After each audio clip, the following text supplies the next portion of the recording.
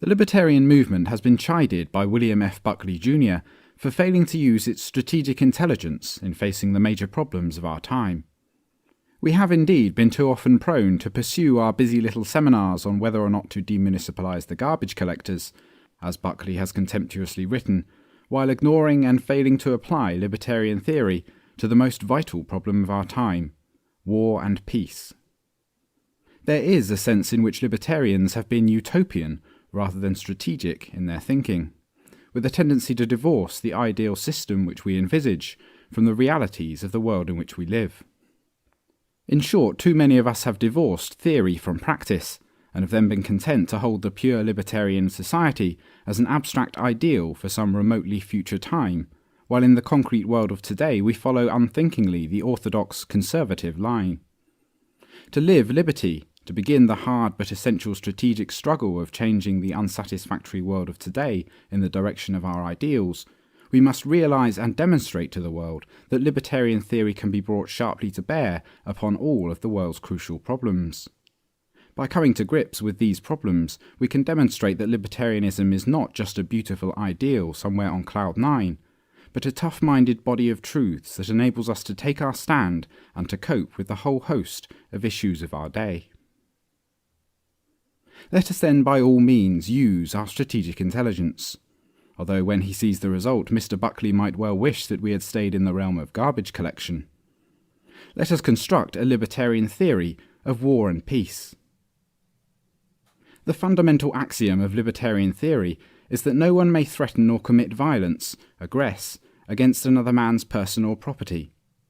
Violence may be employed only against the man who commits such violence, that is, only defensively against the aggressive violence of another. In short, no violence may be employed against a non-aggressor. Here is the fundamental rule from which can be deduced the entire corpus of libertarian theory. Let us set aside the more complex problem of the state for a while and simply consider relations between private individuals.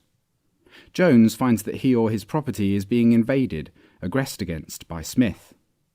It is legitimate for Jones, as we have seen, to repel this invasion by defensive violence of his own. But now we come to a more knotty question. Is it within the right of Jones to commit violence against innocent third parties, as a corollary to his legitimate defence against Smith? To the libertarian, the answer must be clearly no. Remember that the rule prohibiting violence against the persons or property of innocent men is absolute. It holds regardless of the subjective motives for the aggression. It is wrong and criminal to violate the property or person of another, even if one is a Robin Hood, or starving, or is doing it to save one's relatives, or is defending oneself against a third man's attack. We may understand and sympathise with the motives in many of these cases and extreme situations. We may later mitigate the guilt if the criminal comes to trial for punishment, but we cannot evade the judgment that this aggression is still a criminal act, and one which the victim has every right to repel, by violence if necessary. In short, A aggresses against B because C is threatening or aggressing against A. We may understand C's higher culpability in this whole procedure, but we must still label this aggression as a criminal act, which B has the right to repel by violence. To be more concrete, if Jones finds that his property is being stolen by Smith, he has the right to repel him and try to catch him, but he has no right to repel him by bombing a building and murdering innocent people, or to catch him by spraying machine gun fire into an innocent crowd. If he does this, he is as much, or more of, a criminal aggressor as Smith is. For while war, in the narrower sense, is a conflict between states, in the broader sense we may define it as the outbreak of open violence between people or groups of people. If Smith and a group of his henchmen aggress against Jones, and Jones and his bodyguards pursue the Smith gang to their lair, we may cheer Jones on in his endeavour, and we may, and others in society interested in repelling aggression, may contribute financially or personally to Jones's cause. But Jones has no right, any more than does Smith, to aggress against anyone else in the course of his just war, to steal others' property in order to finance his pursuit, to conscript others into his posse by use of violence, or to kill others in the course of his struggle to capture the Smith forces. If Jones should do any of these things, he becomes a criminal as fully as Smith, and he too becomes subject to whatever sanctions are meted out against criminality. In fact, if Smith's crime was theft and Jones should use conscription to catch him, or should kill others in the pursuit, Jones becomes more of a criminal than Smith. For such crimes against another person as enslavement and murder are surely far worse than theft. For while theft injures the extension of another's personality, enslavement injures and murder obliterates that personality itself. Suppose that Jones, in the course of his just war against the ravages of Smith, should kill a few innocent people, and suppose that he should declaim in defence of this murder that he was simply acting on the slogan, "Give me liberty or give me death." The absurdity of this defence should be evident at once, for the issue is not whether Jones was willing to risk death personally in his defensive struggle against Smith. The issue is whether he was willing to kill other people in pursuit of his legitimate end. For Jones was in truth acting on the completely indefensible slogan, "Give me liberty or give them death," surely a far less noble battle cry. The libertarian's basic attitude towards war must then be, it is legitimate to use violence against criminals in defence of one's rights of person and property. It is completely impermissible to violate the rights of other, innocent people. War then is only proper when the exercise of violence is rigorously limited to the individual criminals. We may judge for ourselves how many wars or conflicts in history have met this criterion. It has often been maintained, and especially by conservatives, that the development of the horrendous modern weapons of mass murder, nuclear weapons, rockets, germ warfare, etc., is only a difference of degree rather than kind from the simpler weapons of an earlier era. Of course, one answer to this is that when the degree is the number of human lives, the difference is a very big one. But another answer that the libertarian is particularly equipped to give is that while the bow and arrow and even the rifle can be pinpointed, if the will be there, against actual criminals, modern nuclear weapons cannot. Here is a crucial difference in kind. Of course, the bow and arrow could be used for aggressive purposes, but it could also be pinpointed to use only against aggressors. Nuclear weapons, even conventional aerial bombs, cannot be. These weapons are ipso facto engines of indiscriminate mass destruction. The only exception would be the extremely rare case where a mass of people who were all criminals inhabited a vast geographical area. We must therefore conclude that the use of nuclear or similar weapons, or the threat thereof, is a sin and a crime against humanity for which there can be no justification. This is why the old cliché no longer holds that it is not the arms but the will to use them that is significant in judging matters of war and peace. For it is precisely the characteristic of modern weapons that they cannot be used selectively, cannot be used in a libertarian manner. Therefore their very existence must be condemned, and nuclear disarmament becomes a good to be pursued for its own sake. And if we will indeed use our strategic intelligence, we will see that such disarmament is not only a good, but the highest political good that we can pursue in the modern world.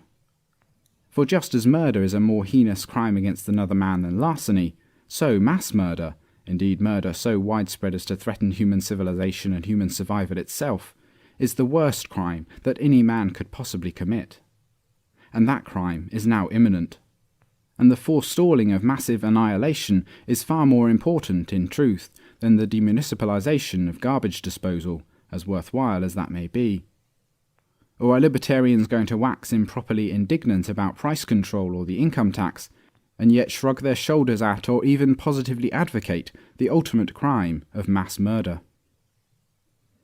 If nuclear warfare is totally illegitimate even for individuals defending themselves against criminal assault, how much more so is nuclear or even conventional warfare between states? It is now time to bring the state into our discussion.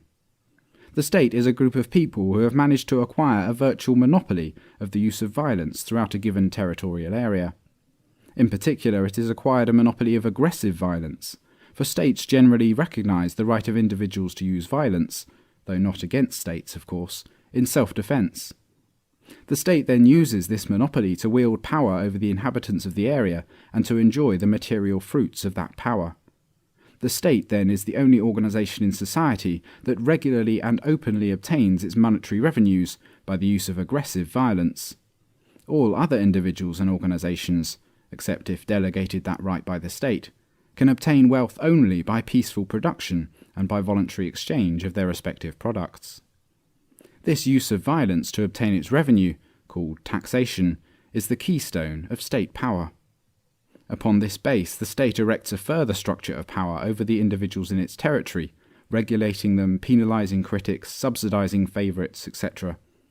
The state also takes care to arrogate to itself the compulsory monopoly of various critical services needed by society, thus keeping the people in dependence upon the state for key services, keeping control of the vital command posts in society, and also fostering among the public the myth that only the state can supply these goods and services. Thus the state is careful to monopolize police and judicial service, the ownership of roads and streets, the supply of money and the postal service, and effectively to monopolize or control education, public utilities, transportation, and radio and television. Now, since the state arrogates to itself the monopoly of violence over a territorial area, so long as its depredations and extortions go unresisted, there is said to be peace in the area, since the only violence is one way, directed by the state downwards against the people. Open conflict within the area only breaks out in the case of revolutions, in which people resist the use of state power against them. Both the quiet case of the state unresisted and the case of open revolution may be termed vertical violence, violence of the state against its public, or vice versa. In the modern world, each land area is ruled over by a state organization, but there are a number of states scattered over the earth, each with a monopoly of violence over its own territory. No superstate exists with a monopoly of violence over the entire world, and so a state of anarchy exists between the several states. It has always been a source of wonder, incidentally, to this writer, how the same conservatives who denounce as lunatic any proposal for eliminating a monopoly of violence over a given territory, and thus leaving private individuals without an overlord, should be equally insistent upon leaving states without an overlord to settle disputes between them. The former is always denounced as crackpot anarchism, the latter is hailed as preserving independence and national sovereignty from world government. And so, except for revolutions, which occur only sporadically, the open violence and two-sided conflict in the world takes place between two or more states, that is, in what is called international war, or horizontal violence. Now, there are crucial and vital differences between interstate warfare on the one hand, and revolutions against the state or conflicts between private individuals on the other. One vital difference is the shift in geography. In a revolution, the conflict takes place within the same geographical area. Both the minions of the state and the revolutionaries inhabit the same territory. Interstate warfare, on the other hand, takes place between two groups, each having a monopoly over its own geographical area. That is, it takes place between inhabitants of different territories. From this difference flow several important consequences. One, in interstate war, the scope for the use of modern weapons of destruction is far greater. For if the escalation of weaponry in an intra-territorial conflict becomes too great, each side will blow itself up with the weapons directed against the other. Neither a revolutionary group nor a state combating revolution, for example, can use nuclear weapons against the other. But on the other hand, when the warring parties inhabit different territorial areas, the scope for modern weaponry becomes enormous, and the entire arsenal of mass devastation can come into play. A second consequence, too, is that while it is possible for revolutionaries to pinpoint their targets and confine them to their state enemies, and thus avoid aggressing against innocent people, pinpointing is far less possible in an interstate war. This is true even with older weapons, and of course with modern weapons there can be no pinpointing whatever. Furthermore, 3. Since each state can mobilize all the people and resources in its territory, the other state comes to regard all the citizens of the opposing country as at least temporarily its enemies, and to treat them accordingly by extending the war to them. Thus, all of the consequences of interterritorial war make it almost inevitable that interstate war will involve aggression by each side against the innocent civilians, the private individuals, of the other. This inevitability becomes absolute with modern weapons of mass destruction. If one distinct attribute of interstate war is interterritoriality, Another unique attribute stems from the fact that each state lives by taxation over its subjects. Any war against another state, therefore, involves the increase and extension of taxation aggression over its own people. Conflicts between private individuals can be, and usually are, voluntarily waged and financed by the parties concerned. Revolutions can be, and often are, financed and fought by voluntary contributions of the public. But state wars can only be waged through aggression against the taxpayer. All state wars, therefore, involve increased aggression against the state's own taxpayers, and almost all state wars, all in modern warfare, involve the maximum aggression, murder, against the innocent civilians ruled by the enemy state. On the other hand, revolutions are generally financed voluntarily and may pinpoint their violence to the state rulers, and private conflicts may confine their violence to the actual criminals. The libertarian must therefore conclude that while some revolutions and some private conflicts may be legitimate, state wars are always to be condemned. Many libertarians object as follows. While we too deplore the use of taxation for warfare and the state's monopoly of defensive service, we have to recognise that these conditions exist, and while they do, we must support the state in just wars of defence. The reply to this would go as follows. Yes, as you say, unfortunately states exist, each having a monopoly of violence over its territorial area. What then should be the attitude of the libertarian towards conflicts between these states? The libertarian should say, in effect, to the state, all right, you exist, but as long as you exist, at least confine your activities to the area which you monopolise. In short, the libertarian is interested in reducing as much as possible the area of state aggression against all private individuals.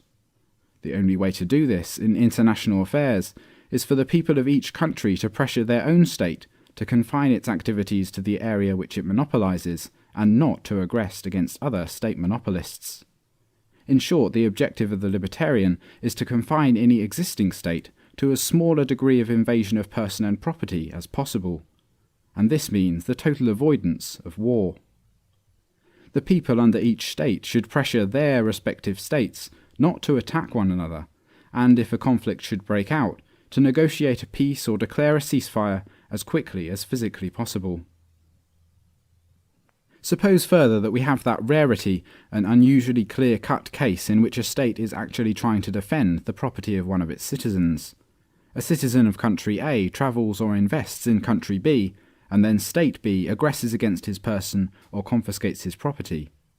Surely our libertarian critic would argue, here is a clear-cut case where state A should threaten or commit war against state B in order to defend the property of its citizens. Since, the argument runs, the state has taken upon itself the monopoly of defence of its citizens, it then has the obligation to go to war on behalf of any citizen, and libertarians have an obligation to support this war as a just one. But the point again is that each state has a monopoly of violence, and therefore of defence, only over its territorial area. It has no such monopoly, in fact it has no power at all, over any other geographical area. Therefore, if an inhabitant of country A should move to or invest in country B, the libertarian must argue that he thereby takes his chances with the state monopolist of country B, and it would be immoral and criminal for state A to tax people in country A and kill numerous innocents in country B in order to defend the property of the traveller or investor. It should also be pointed out that there is no defence against nuclear weapons. The only current defence is the threat of mutual annihilation, and therefore that the state cannot fulfil any sort of defence function so long as these weapons exist.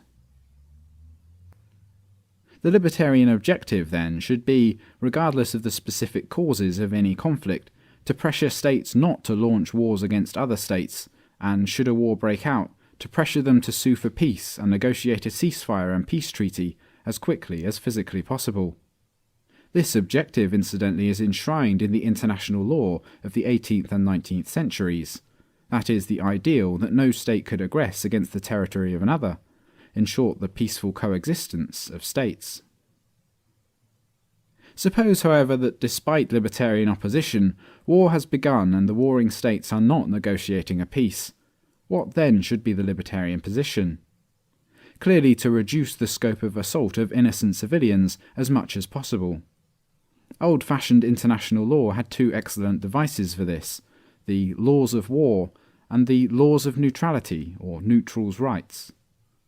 The laws of neutrality are designed to keep any war that breaks out confined to the warring states themselves, without aggression against the states or particularly the peoples of the other nations. Hence the importance of such ancient and now forgotten American principles as freedom of the seas, or severe limitations upon the rights of warring states to blockade neutral trade with the enemy country. In short, the libertarian tries to induce neutral states to remain neutral in any interstate conflict, and to induce the warring states to observe fully the rights of neutral citizens. The laws of war were designed to limit as much as possible the invasion by warring states of the rights of the civilians of the respective warring countries. As the British jurist F.J.P. Veal put it, the fundamental principle of this code was that hostilities between civilized peoples must be limited to the armed forces actually engaged. It drew a distinction between combatants and non-combatants by laying down that the sole business of the combatants is to fight each other, and consequently that non-combatants must be excluded from the scope of military operations. In the modified form of prohibiting the bombardment of all cities not in the front line, this rule held in Western European wars in recent centuries, until Britain launched the strategic bombing of civilians in World War II. Now, of course, the entire concept is scarcely remembered, the very nature of nuclear war resting on the annihilation of civilians. In condemning all wars, regardless of motive, the libertarian knows that there may well be varying degrees of guilt among states for any specific war. But the overriding consideration for the libertarian is the condemnation of any state participation in war. Hence his policy is that of exerting pressure on all states not to start a war, to stop one that has begun, and to reduce the scope of any persisting war in injuring civilians of either side or no side. A neglected corollary to the libertarian policy of peaceful coexistence of states is the rigorous abstention from any foreign aid. That is, a policy of non-intervention between states equals isolationism equals neutralism.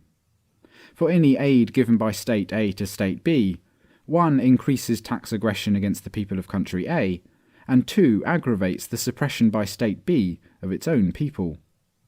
If there are any revolutionary groups in country B, then foreign aid intensifies this suppression all the more. Even foreign aid to a revolutionary group in B, more defensible because directed to a voluntary group opposing a state rather than a state oppressing the people, must be condemned as, at the very least, aggravating tax aggression at home. Let us see how the libertarian theory applies to the problem of imperialism, which may be defined as the aggression by state A over the people of country B and the subsequent maintenance of this foreign rule. Revolution by the B people against the imperial rule of A is certainly legitimate, provided again that revolutionary fire be directed only against the rulers. It has often been maintained, even by libertarians, that Western imperialism over undeveloped countries should be supported as more watchful of property rights than any successor native government would be. The first reply is that judging what might follow the status quo is purely speculative, whereas existing imperialist rule is all too real and culpable. Moreover, the libertarian here begins his focus at the wrong end, at the alleged benefit of imperialism to the native. He should, on the contrary, concentrate first on the Western taxpayer, who is mulcted and burdened to pay for the wars of conquest, and then for the maintenance of the imperial bureaucracy. On this ground alone, the libertarian must condemn imperialism. Does opposition to all war mean that the libertarian can never countenance change, that he is consigning the world to a permanent freezing of unjust regimes? Certainly not. Suppose, for example, that the hypothetical state of Moldavia has attacked Ruritania and annexed the western part of the country. The western Ruritanians now long to be reunited with their Ruritanian brethren. How is this to be achieved? There is, of course, the route of peaceful negotiation between the two powers, but suppose that the Moldavian imperialists prove adamant. Or libertarian Moldavians can put pressure on their government to abandon its conquest in the name of justice. But suppose that this too does not work. What then? We must still maintain the illegitimacy of Ruritanians mounting a war against Moldavia. The legitimate routes are 1. Revolutionary uprisings by the oppressed Western Ruritanian people, and 2. Aid by private Ruritanian groups, or for that matter by friends of the Ruritanian cause in other countries, to the Western rebels, either in the form of equipment or of volunteer personnel. We have seen throughout our discussion the crucial importance in any present-day libertarian peace program of the elimination of modern methods of mass annihilation. These weapons, against which there can be no defence, assure maximum aggression against civilians in any conflict, with the clear prospect of the destruction of civilization and even of the human race itself.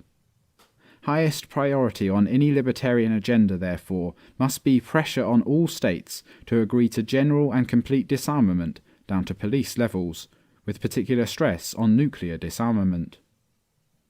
In short, if we are to use our strategic intelligence, we must conclude that the dismantling of the greatest menace that has ever confronted the life and liberty of the human race is indeed far more important than demunicipalizing the garbage service. We cannot leave our topic without saying at least a word about the domestic tyranny that is the inevitable accompaniment of war.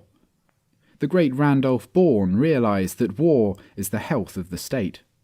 It is in war that the state really comes into its own, swelling in power, in number, in pride, in absolute dominion over the economy and the society.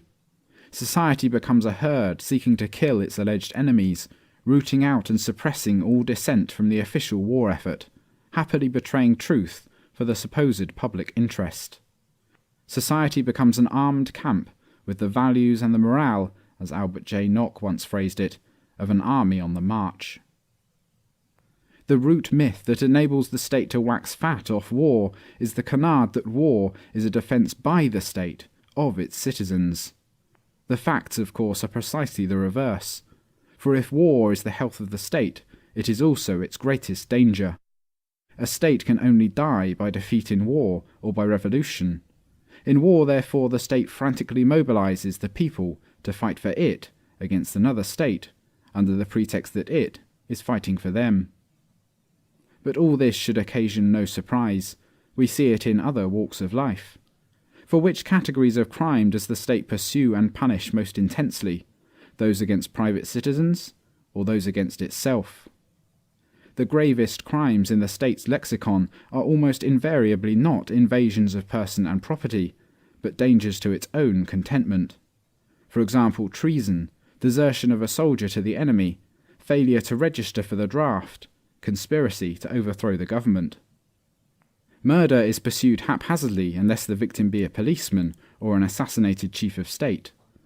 Failure to pay a private debt is, if anything, almost encouraged, but income tax evasion is punished with utmost severity.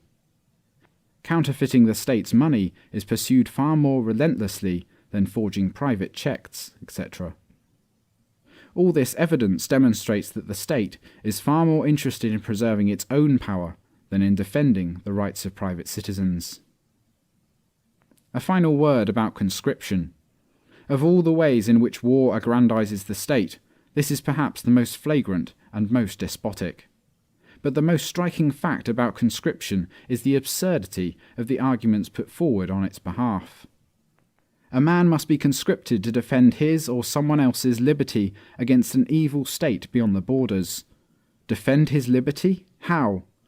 By being coerced into an army whose very raison d'etre is the expunging of liberty, the trampling on all the liberties of the person, the calculated and brutal dehumanization of the soldier and his transformation into an efficient engine of murder at the whim of his commanding officer.